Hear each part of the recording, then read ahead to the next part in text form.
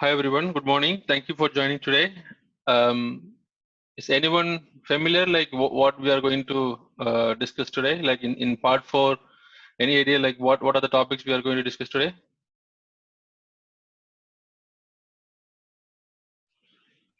Okay. So I think as we mentioned, like we are aiming for the current audience, the members who are regularly participating. We are going to help them to clear Azure fundamentals. That was the first targets we have taken. And as part of this, the revised syllabus of Azure Fundamentals contains 6 parts. So we are in the 4th part today. In this one, pretty much we are going to focus on security side of the Azure capabilities.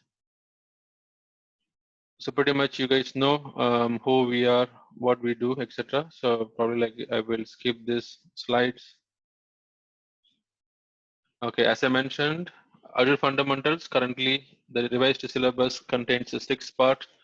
And we already discussed about Azure concept that describe the core concept we discussed like IaaS, PaaS, SaaS, infrastructure as a service, platform as a service, software as a service. Those core concept like what are the benefits, etc. We discussed here, and we talk about most of the Azure high-level concept, high-level services we have discussed: compute, database, networking, etc.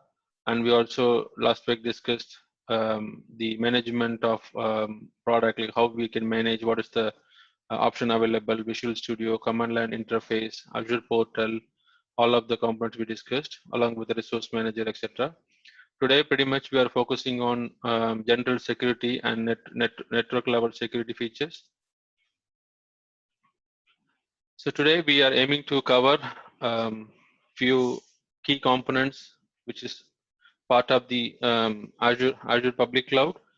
So in the right hand side, you can see a architecture, high level logical view. It shows how the current infrastructure in the public cloud is developed here. And you also have an on-premises partner who are connecting to your public cloud and your on-premises system, your organization. For example, we are a imagination company like a Contoso. So we have our Contoso has a on-premises company here, and we are using Azure Public Cloud for all our infrastructure purpose. So how we are connecting to from on-premises to cloud, either our partner, how they are connecting.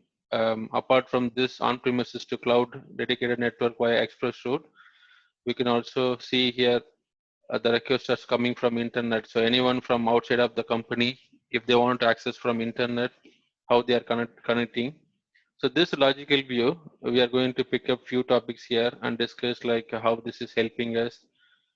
This picture is not part of the fundamental study, but I have given here because you need to understand if you're just simply following what is this feature, what this is doing, then you need to connect the dots.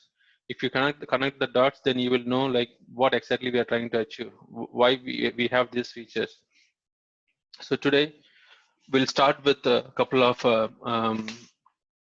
Azure portal level functions which can help you to monitor your security estate. And we'll start from Azure Security Center. So Azure Security Center is one of the monitoring tool within the Azure portal. You can use this Azure Security Center for monitoring your on-premises or cloud workloads. Also, Azure Security Center automatically apply the security settings on the resources you newly created. If you have a virtual machines, you already applied some network security settings or any security settings. If you want to replicate that for whenever you create a new virtual machine, you can use Azure Security Center to apply those settings automatically. Also, Security Center can recommend you based on your configuration, resources, networks, what is missing, what you need to additionally configure. This is more of like someone is monitoring your system and they are telling you what is missing, what you should do. Those kind of like a guidelines, best practices, pretty much covered by Security Center. And the other features which can we can discuss the just-in-time VM access. adaptive application control, adaptive network hardening, file integrity monitoring. These are the 4 keywords you need to remember. What is this purpose? So this is more of like a protecting against threats. Like we are trying to protect against the threat because that is one of the biggest challenge in the industry currently. Every organization is trying to stay away from these kind of threats. So let's talk about these 4 points. Like what is just-in-time VM access? Like you have a network, and the network or the virtual machine sitting inside the network, you can access every time because you have configured based on your rules you defined. But in case you wanted to give them the access, not every time, like only whenever required, then your administrator can request and approve the specific request. So only that time the request will be granted. The next topic is the adaptive application control. This is more of like security center can monitor your estate, and it can tell you like which service is running in which virtual machines. If that service is not supposed to run in virtual machine, then it automatically alert you, so you can prevent and you can also take action against that. Then you have the network hardening settings. What this helping? Security center will monitor your internet traffic patterns. If that internet patterns against your network security group settings, if anything is need to be blocked, suspicious behavior, then it will help you. So we talk about the just-in-time application control, network hardening. This, apart from this, you can also get a leverage and get benefit out of file integrity monitoring. What this means, Security Center can help you to monitor of the changes on the important files. If you have Windows machine or Linux machine, if you have any important config file or register settings, those file levels also Security Center can monitor and help you what is missing and etc. You can see here some of the basic screenshots given here. When you go into Azure Security Center, you can see a policy complaints. So every organizational has a set of regulatory complaints requirement. They need to follow set of complaints. If we need to follow the complaints, how you are achieving the complaints, each complaint has a set of requirement. So you can define those regulatory complaints here. Security Center automatically will detect and tell you how many of these requirements already met, how many are not met, and also we can tell you the recommendations. Also here you can see like overall secure score out of here in this example 34 out of 6 points, which giving you some percentage. So you can also take this benchmark and start improving your estate. So quickly I will run through the Azure portal, where we can see like how this is actually connected there. So most of you know now, Azure portal can be accessed via portal.azure.com. Once you logged in, you can see, you can go to the settings and go to the Security Center here.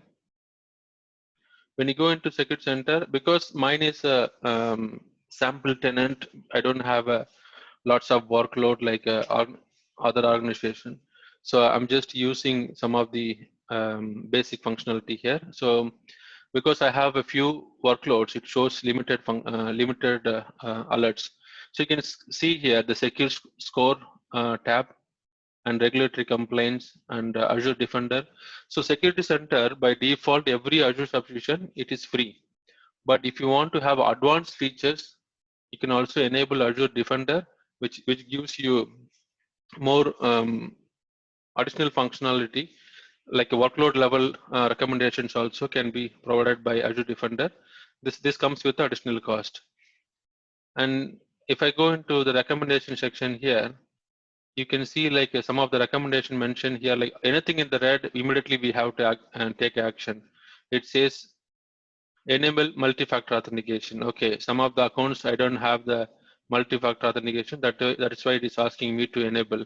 So I have a few substitution. One substitution is already done, but other two is not done. So that's why it is asking. Multi-factor authentication is one of the key basic functionality in these days. That is why it is telling me to implement. The similar way, there are multiple recommendations, anything in the red, it's telling me, okay, something I'm missing in my infrastructure. I have a virtual machine, I don't have a monitoring, I don't have a logging, then it will automatically explain me here what is this particular recommendation, how I need to take action. So recommendation along with the remediation also, it will tell me like what I need to immediately do. So some items here like encrypt data in transit, it is already configured. That's why it says completed, and no, it's a green, so no action is required. So this section within the security center, you can get a benefit about the recommendation, and then if you configure or a set of alerts also will be notified here, or security center can detect and tell you that these are the things are missing. Because I have the trial version, I don't have that advanced feature. So as soon as we upgrade our subscription to advanced analytics, the advanced Azure Defender, then I'll get this benefit as well. Then in the next section, inventory. So it's telling me like how many resources I have, how many are unhealthy resources, unmonitored resources. So this will help you like you have hundreds of resources, and out of this, some are configured properly, some are some best practice, security related best practices missing. Then a security center can tell you all of this. And again, the security score we already discussed. So it is telling me what is the percentage I achieved, and which means like I need to improve my infrastructure best practices. By improving that, I can achieve the more percentage here. So this is more of like safeguarding your infrastructure, safeguarding, following the best practices. Before the actual problem comes, you can take some of the actions.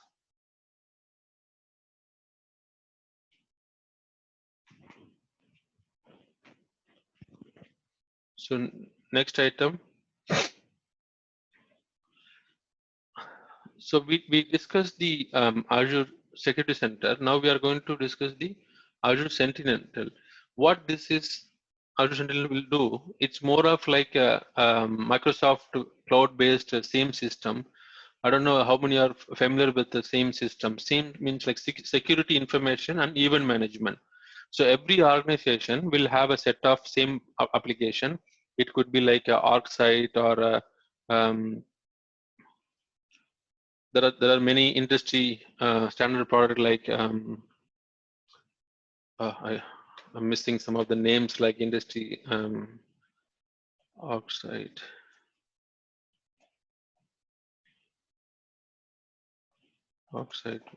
Yes, Splunk on ArcSight.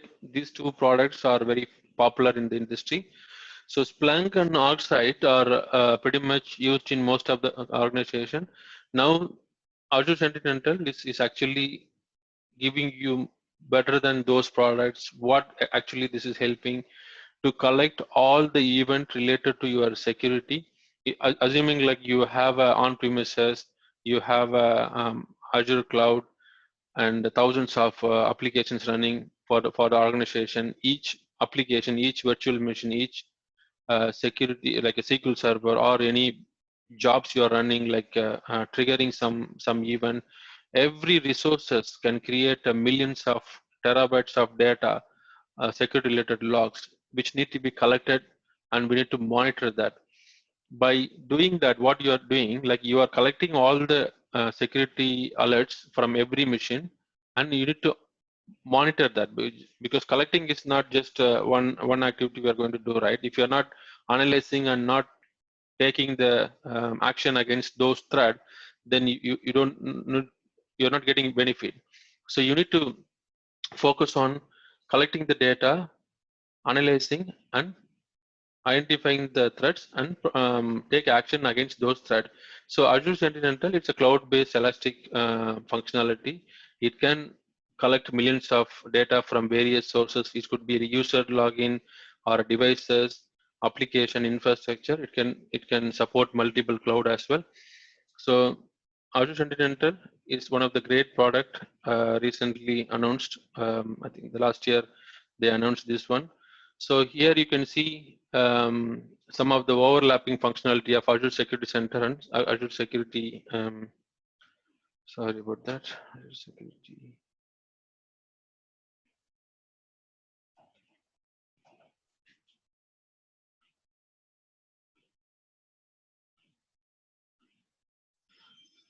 So here you can see Security Center and Azure Sentinel parallelly helping you to get benefit out of your products and how this can help your security threats.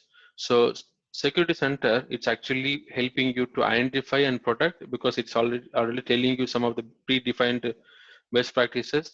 Whereas Azure Sentinel is actually detecting the problem by collecting the logs from each and every individual machines, users, resources, and when it is trying to collect those data, it is also responding to the threat.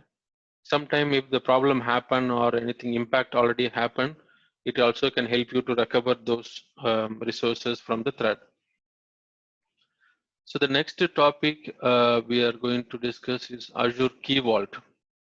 Azure Key Vault is one of the key functionality these days in every implementation we are using, because if you remember in old days we used to have a concept like let's take example of a two-tier architecture. You have a web front end and you have a database. So two tiers you have. From the web application, you are making a connection to your database and you're retrieving some data, either retrieving or updating. So web front end has to talk to SQL Server. What you will do normally, you create a connection string on the web application and enter your user ID and password on the config file. But because you are entering the user ID and password on the config file, if anyone have access to the system, they can go to the config file and see, okay, this is the exact user ID and password, and they can also make any mistake using those credentials. So this functionality, Azure Key Vault, can help you to resolve that kind of problems. It can help you to create a management secrets. It is like you can go and create some value there and enter your, like you can create a key, uh, secret key in Azure Vault, and you can also enter your credentials. It could be like a password, or it could be certificates, or any registration keys, like a or BitLocker keys. Any kind of keys you can store it in Azure Key Vault, and you can access from Key Vault, not by the user ID and password. When you create a Key Vault in Azure, it will give you some URL path. So when you are developing an application, you can use that URI path to retrieve your management key. And when you're retrieving the key, you will have the name and then the value. So if I say, like, if I store something, name is ABC and the value is password 123, then I can access by the name of ABC via this Key Vault URL, and that can help me to retrieve the password. So in the application, I'm not actually storing the password. I'm using a Key Vault. The Key Vault is actually managing all the secured user ID and passwords. I don't need to manage on the application level. But we'll have a question now, like, okay, how do I access to Azure Key Vault? So we have seen before, right? In every resource in Azure, you can manage through a role-based access control.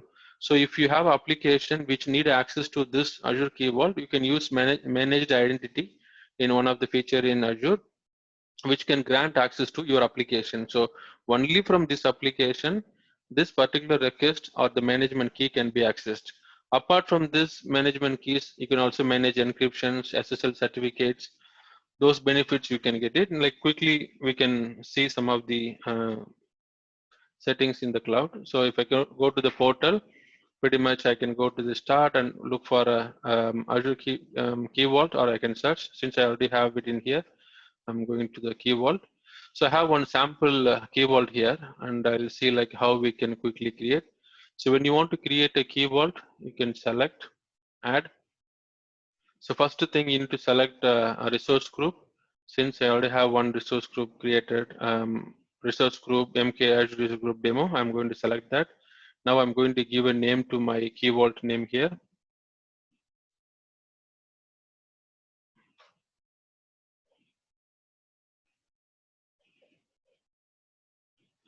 So I can give some any sample value to here. So I'm just going to take some sample value here, enter, but it says like it is not, it's already in use. So I'm going to change it to 1302. Okay, it's already there, and MK. Fine. Now the key vault name is selected. It is available. Now I can select which region I want to store this key vault. So because we know that pretty much most of our UK workloads, either UK South or West. South is pretty much London. West is pretty much, I think, that Reading, slow side. So I'm going to use the South for now. And price tiering you can select. So now I'm going to click review and create. This telling me all the validation pass. Now I'm creating my key vault here. So now key vault is trying to deploy here. So once key vault is created, I can go and create any number of keys and the actual value for that keys. Okay, successfully deployed. So now I'm going to the resources where I'm going to create some keys here. So generate or import.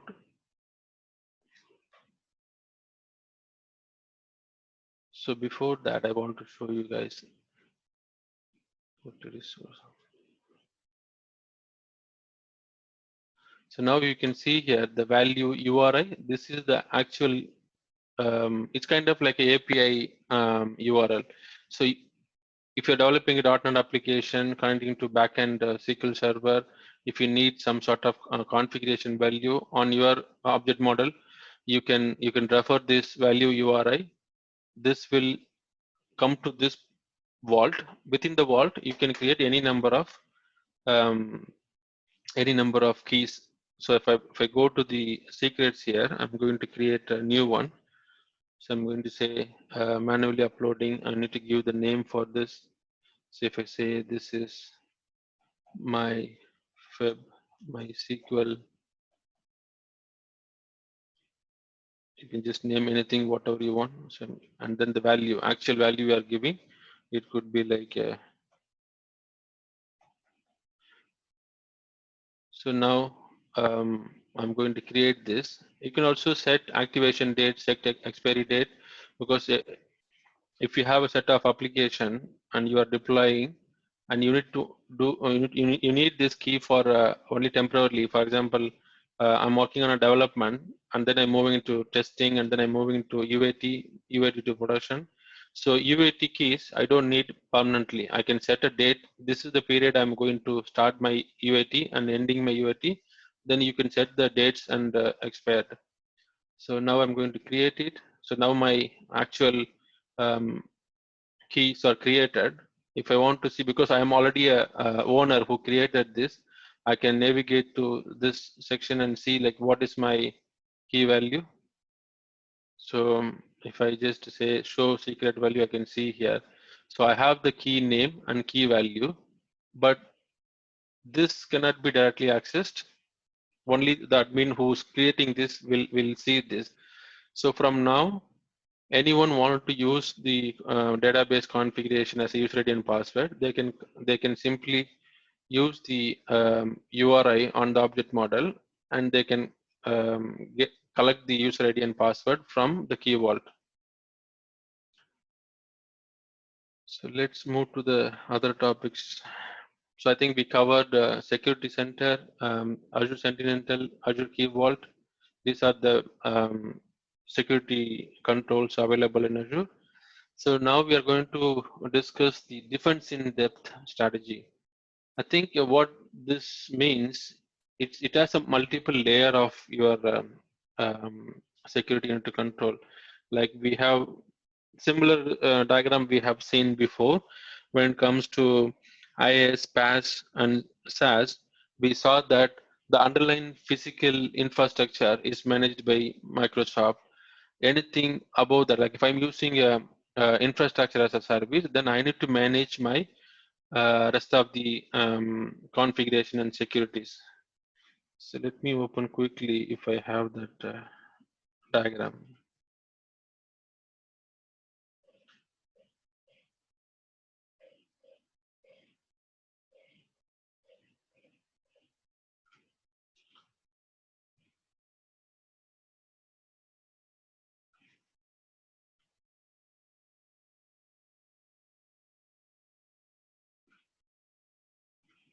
Can you guys see my screen now with the cloud service comparison? Yes, Karthik. Yeah. Okay.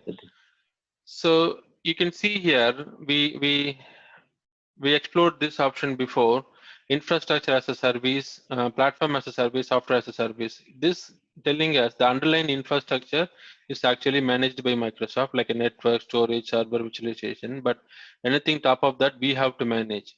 So whenever you create any virtual machine, virtual network or anything, you have to manage all of your workloads here.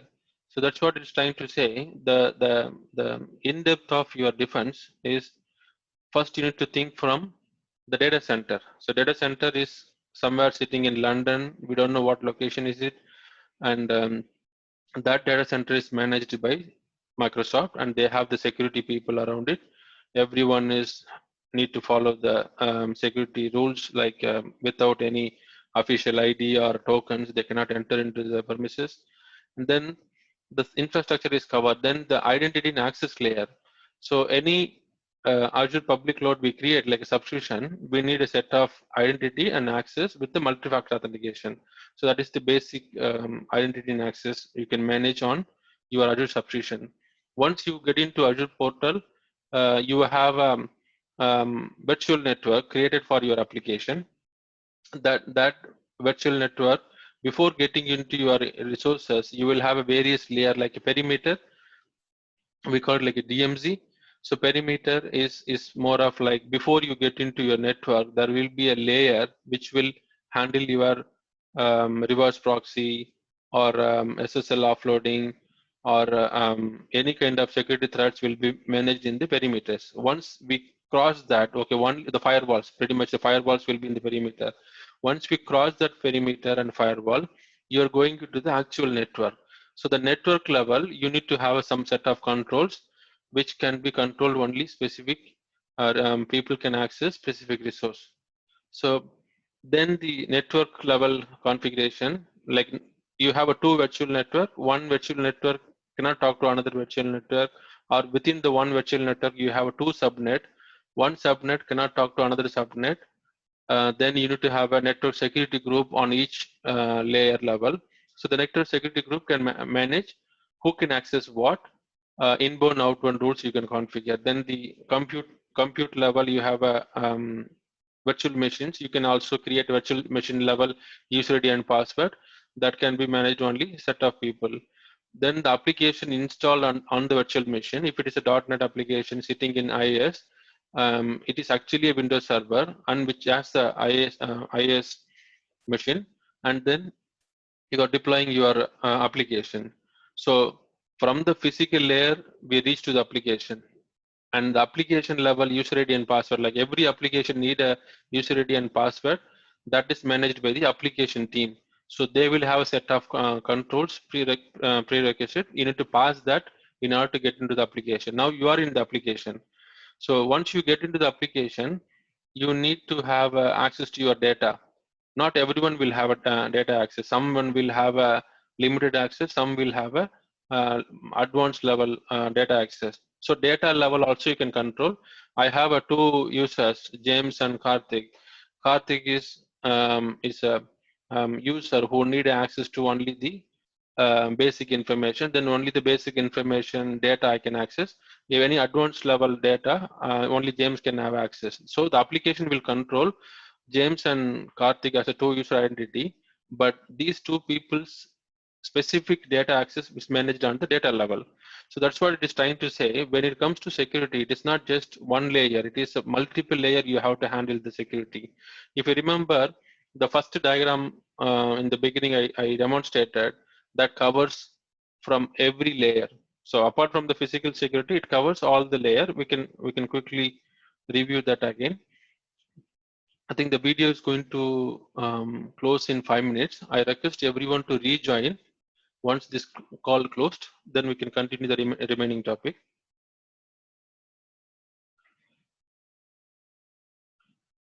So the next topic we are going to discuss the Azure Firewall. So Firewall is pretty much, I believe most of you familiar.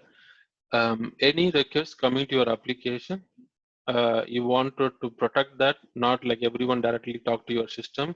Then you need to have some sort of firewall in the middle layer that can protect like any inbound, outbound traffic. It can control.